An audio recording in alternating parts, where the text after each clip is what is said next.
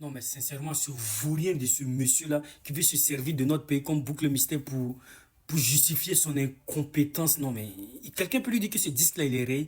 Tout le temps, est-ce qu'il y a eu un mois même où il n'a pas dit non, il y a eu tentative de coup d'État contre lui ou tentative de déstabilisation contre lui?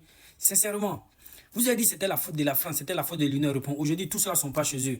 Vous changez quel boucle mystère? Vous avez dit vous quittez la CEDEAO. Vous avez quitté la CEDEAO. Vous avez dit vous allez quitter la France CFA. France CFA, vous n'êtes pas encore quitté dedans. Sortez. Pourquoi vous cherchez toujours des boucles mystères pour pouvoir justifier votre incompétence?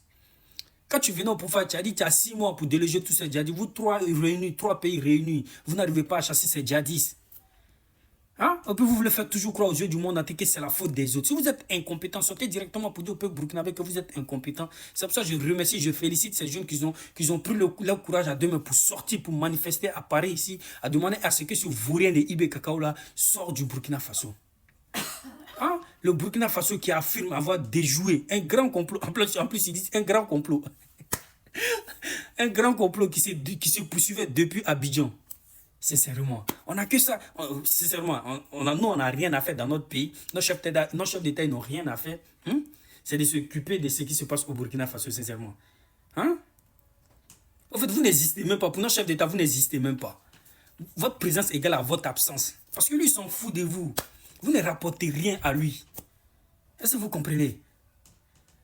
Restez focus sur votre pays, sur votre djihadisme.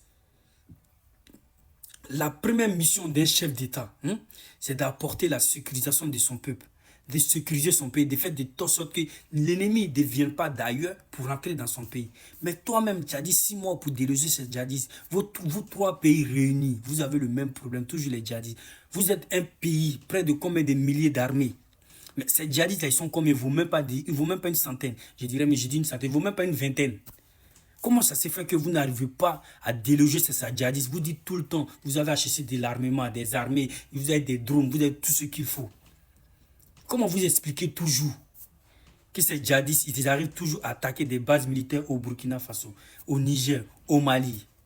Ils arrivent même à attaquer des villes. Ils arrivent à terroriser, à martyriser des villes au Mali, au Niger. Parce que le Burkina Faso, on sait que ce n'est plus les djihadistes, c'est les VDP qui vont terroriser des gens à cause de leur appartenance ethnique. Parce que c'est des peuples, vu qu'ils sont jaloux, ils sont aigris des peuples, vu que c'est eux les plus fortunés au Burkina Faso, c'est eux qui ont les bœufs, les magasins, ils sont dans le commerce. Donc tout le monde sait ce qui rapporte le commerce.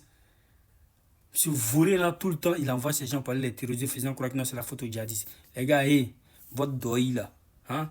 Les gens commencent à comprendre maintenant. Ça ne va plus durer pour longtemps. Tu vas quitter le pouvoir, ce vaurien de Ibé Cacao là.